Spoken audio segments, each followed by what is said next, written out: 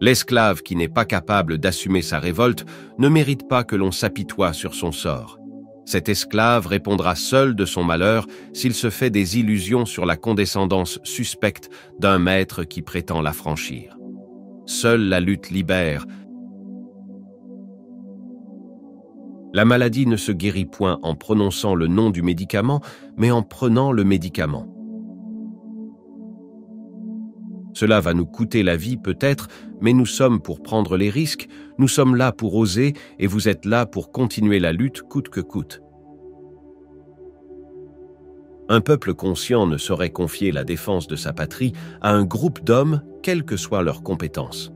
Les peuples conscients assument eux-mêmes la défense de leur patrie. On peut tuer un homme, mais pas des idées. Les grandes tragédies de l'histoire révèlent les grands hommes, mais ce sont les minables qui provoquent toujours ces tragédies. Je suis comme un cycliste qui grimpe une pente raide, qui a à gauche et à droite des précipices. Il est obligé de pédaler, de continuer de pédaler, sinon il tombe. Nous ne pouvons laisser à nos seuls ennemis d'hier et d'aujourd'hui le monopole de la pensée, de l'imagination et de la créativité. Un militaire sans formation politique, idéologique, est un criminel en puissance. D'autres avant moi ont dit, d'autres après moi diront à quel point s'est élargi le fossé entre les peuples nantis et ceux qui n'aspirent qu'à manger à leur faim, boire à leur soif, survivre et conserver leur dignité. Mais nul n'imaginera à quel point le grain du pauvre a nourri chez nous la vache du riche. Celui qui aime son peuple aime les autres peuples. En tant que dirigeant, il vous faut être à l'étage, ce qui vous permet de voir très loin. Mais de temps en temps, il faut descendre au rez-de-chaussée pour voir également dans la rue ce qui se passe. La Bible, le Coran, ne peuvent pas être lus de la même façon par celui qui exploite le peuple et le peuple qui est exploité. Il faut pour cela 2 éditions de la Bible et 2 éditions du Coran. Vivre en révolutionnaire, mourir en révolutionnaire. La vraie émancipation de la femme, c'est celle qui responsabilise la femme. Ceux qui veulent exploiter l'Afrique sont les mêmes qui exploitent l'Europe.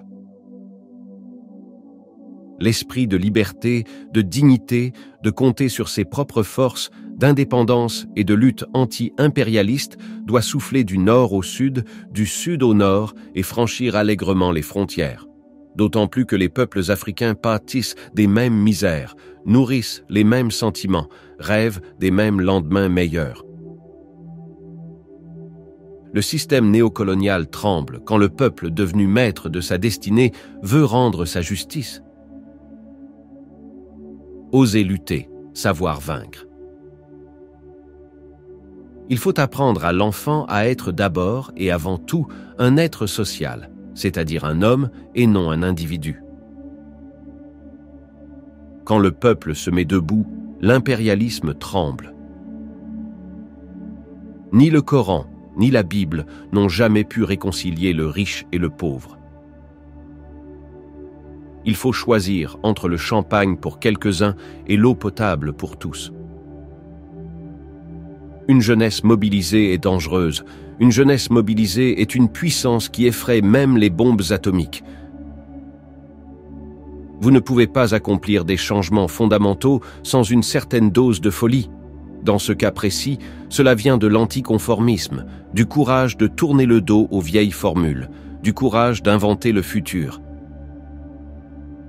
Il a fallu les fous d'hier pour que nous soyons capables d'agir avec une extrême clarté aujourd'hui. On parle du plan Marshall qui a refait l'Europe économique, mais l'on ne parle pas du plan africain qui a permis à l'Europe de faire face aux hordes hitlériennes lorsque leurs économies étaient menacées, leur stabilité était menacée. Qui a sauvé l'Europe? C'est l'Afrique. On en parle très peu. On parle si peu que nous ne pouvons, nous, être complices de ce silence ingrat.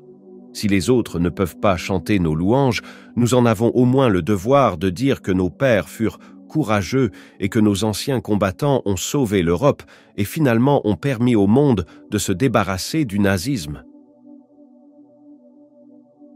Nous préférons un pas avec le peuple que 10 pas sans le peuple.